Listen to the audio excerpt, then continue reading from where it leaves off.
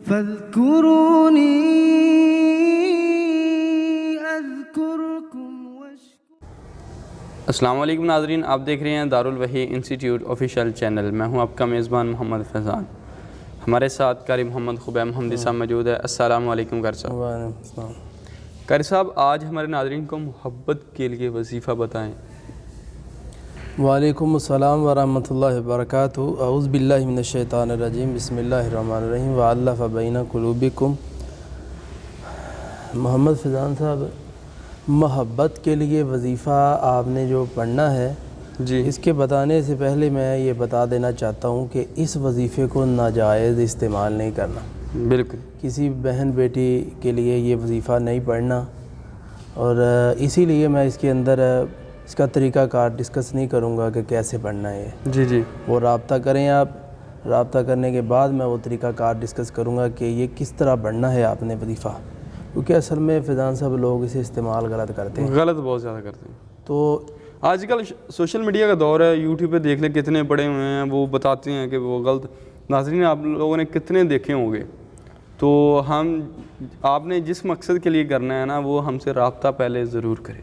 مقصد بھی میں بتا دیتا ہوں، مقصد کیا ہے جس کے لیے میں بہت جلدی دے دیتا ہوں، بلکہ اگر وہ نہ بھی رابطہ کرے تو میں خود کرتا ہوں بھی آپ اس مقصد کے لیے یوز کرنا چاہتے ہیں یہ لیں۔ وہ مقصد کیا ہے؟ ایک بہن کی شادی ہوئی ہے، جی وہ گھر میں چلی گئی ہے، جی، شوہر اچھا نہیں ملا، وہ ظلم کرتا ہے، زیادتی کرتا ہے، مارتا ہے، یا خرچہ نہیں دیتا، اسے بھیج دیتا ہے۔ آپ باہر چلا گیا، باہر کنٹری میں پیمنٹ آتی ہے، اس کو پتہ ہی نہیں، اس کو پوچھتے ہی نہیں ہیں، تو ایسے، یا کئی عورتیں ان کو ڈیورس ہوئی ہوتی ہے، بہت سارے معاملات ہو جاتے ہیں۔ دو ڈیورس ہو گئی، ایک رہتی ہے، یا سلو کے کچھ چانس ہیں، تو ان کے یہ اہم کام ہے، ان کی بھلائی کے لیے میں ان کو طریقہ بہت جلدی دے دیتا ہوں، بہت آسانی سے دے دیتا ہوں۔ ہاں، اگر اس کا مسئلہ ہو، پہلے میں سنتا ہوں اس کا مسئلہ ہے بھی ہے، ویسے جھوٹ بول رہا ہے، تو اس کے لیے پڑھنا کیا ہے؟ جی، یا اللہ یا ودود، یہ 400 مرتبہ، جی، اور سورہ انفال 10 نمبر پارے کی آیت ہے وَأَلَّفَ بَيْنَ قُلُوبِكُمْ سے لے کر عزیز الحکیم تک، یہ پڑھنی ہے۔ پڑھنی کس چیز پر ہے؟ کیا تصور رکھ کے پڑھنی ہے؟ جی، تو یہ 2-3 چیزیں ہیں، غور طلب ہیں، یہ میرے ساتھ رابطے کے بعد آپ کو اس کے اندر قاری صاحب ایک چھوٹا سا کویسچن میرے ذہن میں آ رہا ہے، چھوٹا سا ہے بالکل۔ کیا ہم کسی جانور یا کسی کے لیے بھی یہ وظیفہ کر سکتے ہیں؟ یعنی کوئی چیز ہمیں پسند آ رہی ہے، یعنی کہ کوئی بھی چیز ہے دنیا کی، ہمیں وہ پسند آ گئی، دل کو لگی، وہ محبت ہے اس کے لیے ہمارے دل میں، ہاں جائز ہو، جائز ہو، اگر جانور آپ کو پسند آ گیا ہے جی، تو آپ اس کے اوپر پڑھ کے کیا لینا چاہتے ہیں اسے؟